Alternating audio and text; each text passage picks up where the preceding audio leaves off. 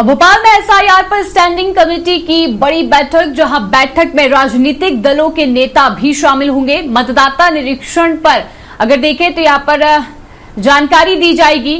दोपहर 2 बजे कलेक्ट्रेट में ये बड़ी बैठक का आयोजन होगा। 28 अक्टूबर से एसआईआर की प्रक्रिया शुरू होने जा रही है। तो देखिए, एसआईआर की वो प्रक्रिया जिसने अब राजनीतिक हलचलों को तेज कर दिया है, क्योंकि कई ऐसे दल हैं जो कि नहीं चाहते कि एसआईआर की प्रक्रिया हो, लेकिन आज से एसआईआर की प्रक्रिया शुरू हो रही है। वोटिंग लिस्ट की जानकारी ली जाएगी और दोपहर 2 बजे से लेकर बड़ी बैठक कलेक्ट्रेट में होगी। 28 अक्टूबर से एसआईआर की प्रक्रिया शुरू होगी, जिसे लेकर अब हलचल तेज हो चुकी है।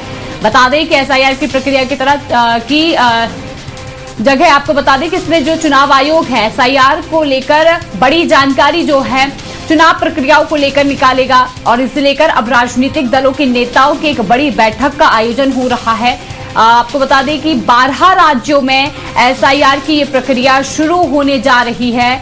अब इसमें मतदाता निरीक्षण पर जानकारी दी जाएगी। जो गड़बड़ियां अगर देखने को मिल रही हैं उन पर काम करेगा चुनाव आयोग, और इसी को लेकर एसआईआर की बड़ी प्रक्रिया कृतिका होने जा रही है। वाकई एसआईआर प्रक्रिया आज से शुरू हो रही है। 12 राज्यों में ये शुरू होगी, जहां बिहार चुनाव के बाद अभी इस प्रक्रिया को 12 राज्यों में शुरू करने की तैयारी में है चुनाव आयोग। और वाकई यहां पर वोटर लिस्ट में जो अपडेशन होगा उससे एक पारदर्शिता यहां पर दिखाई देगी। जहां 12 राज्यों में आगामी समय में जो विधानसभा चुनाव होंगे उससे पहले ये प्रक्रिया पूरी कर ली जाएगी, क्योंकि 7 फरवरी अंतिम दिन होगा जब ये पूरा अभियान संपन्न हो जाएगा। 28 अक्टूबर यानी आज से ही ये प्रक्रिया शुरू हो जाएगी और जो पुरानी लिस्ट है उसे फ्रीज कर दिया जाएगा। उसके बाद से जो नए अपडेशन है वोटर लिस्ट में वो देखने को मिलेंगे, और 12 राज्यों में अलग अलग तरह से इस प्रक्रिया को पूरा करने की तैयारी में चुनाव आयोग दिखाई दे रहा है। बिल्कुल कृतिका, देखिए इसमें राजनीतिक मायने जो है वो ज्यादा हलचलों में इसलिए भी हैं क्योंकि यहाँ पर कई ऐसी राजनीतिक पार्टियां हैं। खुद अगर कांग्रेस की हम बात करें तो कांग्रेस ने भी एसआईआर का विरोध किया है,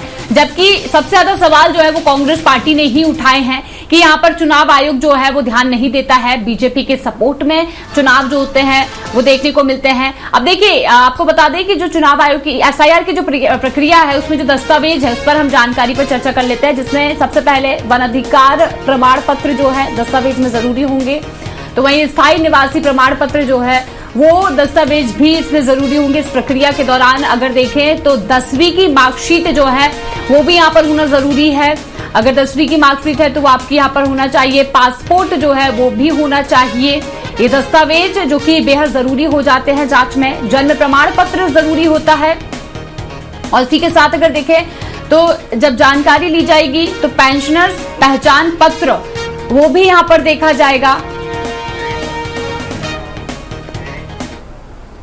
और जहां बिहार के बाद देश के 12 राज्यों और केंद्र शासित प्रदेशों में वोटर लिस्ट अपडेट होनी है, जहां चुनाव आयोग ने बताया है कि इन राज्यों में वोटर लिस्ट का स्पेशल इंटेंसिव रिवीजन यानी एसआईआर आज से शुरू हो रहा है और 7 फरवरी को ये खत्म हो जाएगा। 103 दिन के प्रोसेस में वोटर लिस्ट का अपडेशन होगा। नए वोटर्स के नाम जोड़े जाएंगे और वोटर लिस्ट में सामने आने वाली गलतियों को सुधारा जाएगा। मुख्य चुनाव आयुक्त ज्ञानेश कुमार ने बताया है कि आज रात से ही इन 12 राज्यों और केंद्र शासित प्रदेशों की वोटर लिस्ट फ्रीज हो जाएगी। और खास बात यह है कि अगले साल चुनाव वाले बंगाल में एसआईआर होगा, लेकिन असम में नहीं होगा। चुनाव आयोग का कहना है कि असम में नागरिकता से जुड़े नियम थोड़े अलग हैं, इसीलिए वहां यह प्रक्रिया अलग तरीके से चलाई जाएगी।